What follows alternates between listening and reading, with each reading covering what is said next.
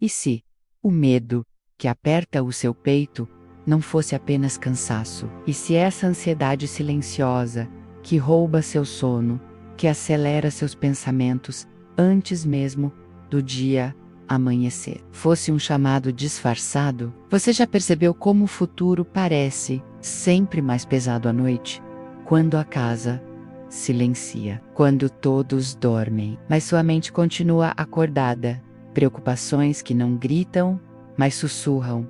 Contas, filhos, relacionamentos, saúde, decisões que ninguém vê, mas que você carrega sozinha. E então surge a pergunta que ninguém ousa dizer em voz alta: e se tudo dar errado? E se eu não conseguir? E se Deus não agir a tempo? Existe um tipo de ansiedade que não parece falta de fé, parece responsabilidade demais, parece amor demais. Parece alguém tentando controlar o amanhã, porque o hoje já está pesado demais. Mas ouça com atenção. A Bíblia não ignora esse medo, ela o atravessa.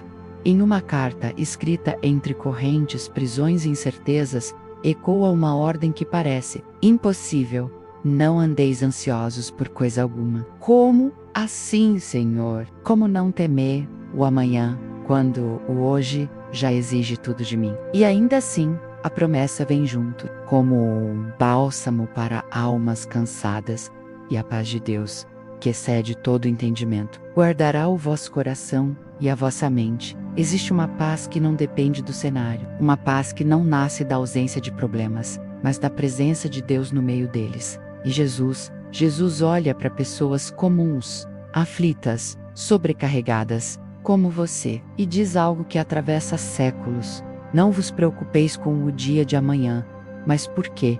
O que ele sabia que nós esquecemos? Que revelação está escondida nessas palavras tão conhecidas e tão pouco vividas? Hoje não vamos apenas falar sobre ansiedade. Vamos atravessá-la com fé. Vamos expor o medo à luz da palavra. Vamos descobrir por que o futuro não é um inimigo. Quando Deus já está lá, permaneça até o final. Há uma verdade que pode aquietar a sua mente e guardar o seu coração. Para compreender o peso das palavras que hoje confortam a sua alma, precisamos voltar no tempo, para um mundo que também vivia à beira do colapso. O cenário não era de paz, não era de estabilidade, não era de segurança. O Império Romano dominava nações com mãos de ferro, governadores impostos, tributos abusivos, soldados nas ruas, espadas visíveis, lembrando diariamente quem tinha o poder. O povo judeu vivia sob opressão constante. A terra prometida parecia ocupada por promessas quebradas. Mas o coração do povo estava cansado. Havia tensão política, havia exploração econômica, havia líderes religiosos que conheciam a lei, mas haviam perdido o coração da misericórdia. O templo permanecia de pé, mas muitos corações estavam em ruínas. Famílias lutavam para sobreviver, mulheres carregavam responsabilidades invisíveis, homens temiam não conseguir prover, crianças cresciam vendo o medo nos olhos dos pais. Amanhã era incerto, a colheita não era garantida. O pão de cada dia dependia do clima, dos impostos e da vontade de Roma. Não muito diferente de hoje espiritualmente, o cenário também era frágil. Havia expectativa messiânica, mas também havia confusão, silêncio profético por séculos, uma fé mantida mais por tradição do que por esperança viva. O medo do futuro se espalhava como poeira fina. Não gritava, não fazia barulho, mas se infiltrava em cada decisão. E se faltasse comida? E se os romanos levassem nossos filhos? E se Deus não intervisse? Foi nesse contexto que Jesus falou sobre ansiedade. Não em um retiro tranquilo, não em um cenário ideal, mas no meio do caos, anos depois. Esse mesmo sentimento atravessaria paredes de uma prisão romana. O apóstolo Paulo escreveria uma carta aos Filipenses, algemado, vigiado, sem garantias do amanhã. Ele não sabia se seria libertado ou executado. Não sabia se veria o próximo dia. Não tinha controle algum sobre o futuro. E ainda assim, dessas condições extremas, nasce uma das declarações mais poderosas da fé cristã: não andeis ansiosos por coisa alguma. Essas palavras não nasceram de conforto, nasceram do caos, da instabilidade, da incerteza absoluta. O mundo estava quebrado, a nação estava fragilizada, o povo estava cansado, a fé estava sendo testada. E é exatamente nesse cenário que Deus começa a revelar algo maior do que o medo do futuro. Antes de ser o apóstolo que escreveu palavras tão fortes sobre paz, Paulo foi um homem que também sentiu medo, cansaço, pressão, solidão. Imagine-o agora, não como um nome distante nas páginas da Bíblia, mas como um corpo real, cansado, sentado no chão frio de uma prisão romana, os pulsos marcados, as costas doloridas, os olhos atentos a cada passo do soldado do lado de fora. Paulo não sabia o que o amanhã traria, não sabia se aquela noite seria a última, não sabia se suas cartas chegariam ao destino. E ainda assim, ele escreve sobre paz. Mas não se engane, essa paz não nasceu da ausência de conflito, ela nasceu no meio do conflito. Paulo carregava memórias pesadas, culpa, arrependimento, o peso de um passado onde ele mesmo perseguiu cristãos. Quantas noites ele deve ter se perguntado: será que Deus realmente me perdoou? Será que minha missão valeu a pena? Será que tudo isso faz sentido? Agora, aproxime essa cena da sua realidade. Você que acorda cansada, você que carrega a casa, o trabalho, as emoções da família, você que tenta ser forte para todos, mas em silêncio teme não dar conta do amanhã. Paulo também tinha responsabilidades. Comunidades inteiras dependiam de suas palavras, vidas espirituais estavam ligadas à sua perseverança. E isso pesa muito. Ele sentia o que você sente, a pressão de não falhar, o medo de decepcionar, a exaustão de sempre precisar ser forte. A fé dele não era automática, era construída lágrima após lágrima. Quando Paulo escreve aos Filipenses, ele não está ensinando teoria. Ele está revelando um segredo que aprendeu na dor. Não andeis ansiosos, não é uma bronca, é um convite. Um convite feito por alguém que já esteve dominado pela ansiedade, por alguém que já tentou controlar tudo e descobriu que isso só gera esgotamento. Paulo entendeu algo que transforma destinos. A ansiedade nasce quando tentamos ocupar um lugar que não é nosso, o lugar de Deus. Assim como você, que ama sua família, que pensa no futuro dos filhos, que calcula riscos, que tenta prever cenários para evitar dor. Mas essa carga não foi feita para seus ombros.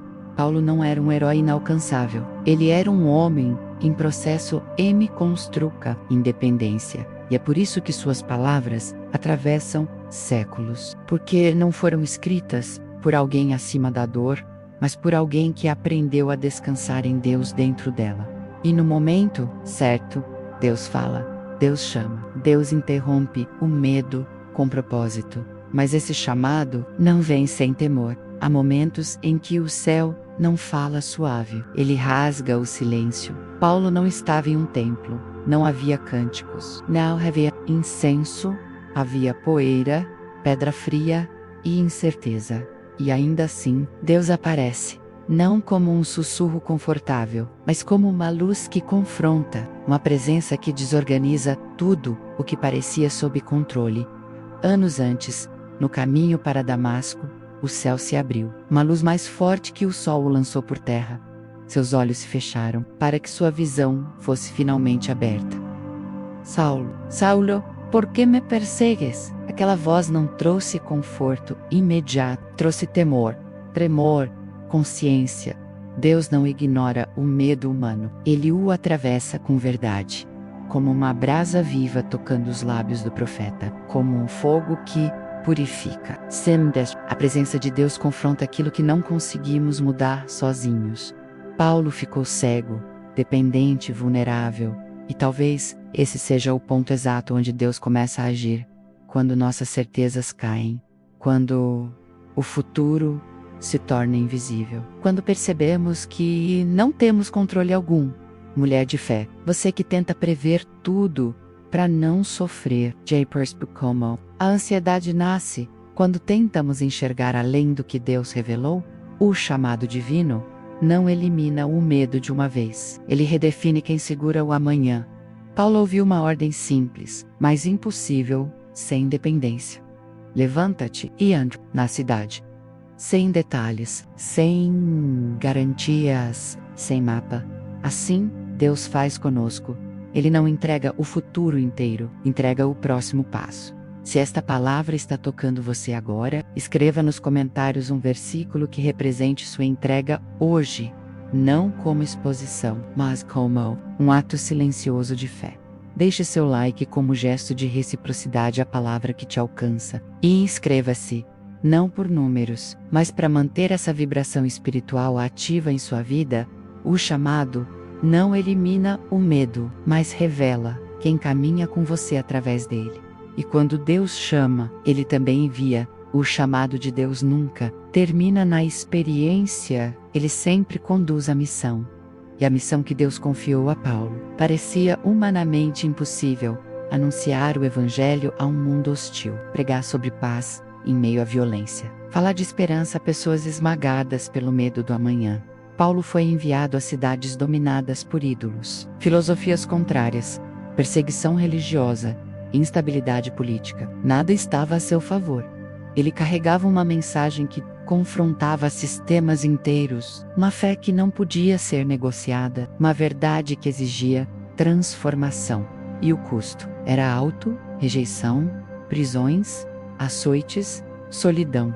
A missão exigia confiar em Deus quando tudo ao redor gritava insegurança. Exigia caminhar sem garantias. Exigia descansar em promessas invisíveis. Quantas vezes Paulo deve ter pensado: se eu tivesse escolhido um caminho mais seguro, se eu tivesse parado antes. Mas a missão não era sobre segurança, era sobre obediência. E aqui, o coração da mulher cristã se encontra com o de Paulo. Você também recebeu uma missão, talvez não em palavras audíveis, mas em responsabilidades diárias. Cuidar, prover, sustentar, perseverar. Muitas vezes isso parece impossível. Manter a fé quando o dinheiro é curto. Confiar quando o futuro dos filhos assusta. Descansar quando o controle parece a única opção. Paulo não foi rejeitado porque falhou, foi rejeitado porque obedeceu. E isso dói. A missão de confiar em Deus, no meio da ansiedade, não é fácil. Ela exige soltar o amanhã, exige abrir mão da ilusão de controle, exige fé prática. Mas Deus nunca envia sem sustentar. Mesmo quando tudo parece impossível, o céu continua atento. E antes da vitória, vem a dor inicial. Paulo deu os primeiros passos. E, com eles, vieram as primeiras dores. A fé ainda era recente, a missão pesada, o coração humano. Ele falava, e era questionado, ensinava, e era confrontado, orava, e era zambado. As palavras eram verdadeiras, mas nem todos estavam prontos para ouvi-las. Críticas surgiram, desconfiança, suspeitas. Como confiar em alguém que antes perseguia? Será que essa fé é real? Será que ele não vai falhar de novo? Isso machuca quando fazemos o que Deus pediu. E ainda assim, somos rejeitadas. Quando obedecemos, mas não somos compreendidas. Paulo sentiu o peso da solidão. Nem todos caminharam com ele, nem todos permaneceram. Houve noites de lágrimas, momentos de dúvida, dias em que a fé parecia pequena diante da dor. E você conhece esse lugar, quando faz tudo certo, mas ainda assim sente cansaço. Quando ora, mas o medo insiste em ficar. A ansiedade não desaparece imediatamente após a obediência. Às vezes, ela se intensifica. Paulo também falhou, também se sentiu fraco, também precisou aprender, depender diariamente. Ele não era sustentado pela força própria, mas pela graça que se renovava. As primeiras ações não trouxeram aplausos, trouxeram provas, e isso faz parte do processo. Mulher cansada, se você está obedecendo e ainda assim chorando, saiba, isso não significa que Deus te abandonou, significa que Ele está te formando. mas há algo mais profundo acontecendo, algo que precisa ser revelado à luz da palavra agora. É o momento de abrir a Escritura com reverência, porque a ansiedade não é apenas uma emoção, ela é um sinal espiritual.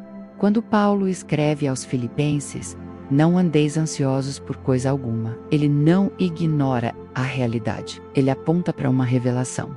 A palavra usada para ansiedade no texto original carrega a ideia de algo que divide a mente. Uma mente fragmentada, espalhada entre possibilidades futuras, presente em lugar nenhum. Por isso Paulo continua: em tudo, porém, sejam conhecidas diante de Deus as vossas petições. Observe, ele não diz negue o que sente, ele diz apresente. Ansiedade não é falta de fé, é fé mal direcionada. Confiamos demais no que pode dar errado, e pouco naquele que governa todas as coisas. E então vem a promessa, e a paz de Deus guardará o vosso coração e a vossa mente. A palavra guardar aqui é militar, imagem de soldados protegendo uma cidade. Não é uma paz frágil. É uma paz que vigia, que protege pensamentos, que impede o medo de dominar. Jesus ensina a mesma verdade em Mateus 6. Ele aponta para os lírios, para o cuidado diário do Pai. Basta a cada dia o seu próprio mal. Jesus não promete a ausência de problemas, ele promete presença diária de Deus. A ansiedade tenta viver o amanhã, hoje. A fé aprende a viver o hoje com Deus. O simbolismo é claro. Quando tentamos controlar o futuro, assumimos um peso que não foi criado para nós. O futuro pertence ao Senhor. O hoje, Ele nos convida a viver com Ele. Paulo aprendeu que a paz não vem quando tudo se resolve, mas quando tudo é entregue. E essa entrega não é um ato único, é um exercício diário. Toda vez que a ansiedade retorna, é um convite para voltar à presença. E essa revelação prepara o coração para um momento decisivo. Chega um momento em que a fé não pode mais ser apenas pensamento. Ela precisa se tornar decisão. Paulo está preso, as portas estão fechadas, as correntes firmes, o futuro incerto. Humanamente, tudo indica derrota, mas espiritualmente, o céu está em movimento. À meia-noite, quando o medo costuma gritar mais alto, Paulo ora e louva. Ele não louva porque sabe o desfecho. Ele louva apesar de não saber. E então, a terra treme, as prisões se abrem, as correntes caem, não apenas físicas, mas espirituais. Esse não é apenas um milagre de libertação externa, é uma revelação interna.